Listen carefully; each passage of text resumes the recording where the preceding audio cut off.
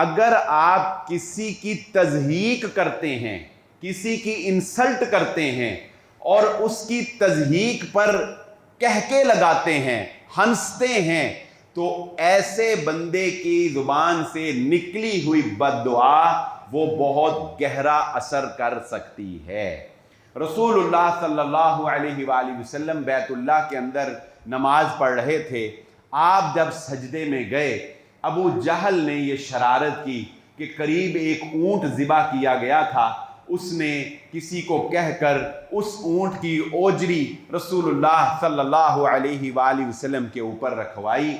اور اتنا ہی ظلم کافی نہیں بلکہ یہ دیکھ کر وہ 5-6 جو کافر وہاں پہ جمع تھے انہوں نے اونچی اونچی کہکے لگانا شروع کر دیے،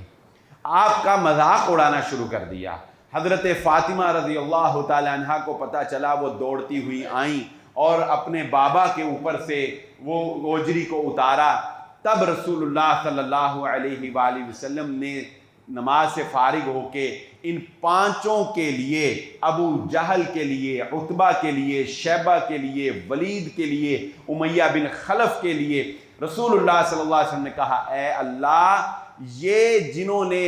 مذاق اڑایا تیرے نبی کا، میں ان کو تیرے حوالے کرتا ہوں، تو ان کی گرفت کر، تو ان کی پکڑ کر، اور یہ 5 کے 5 غزوہ بدر کے اندر قتل کر دیے گئے۔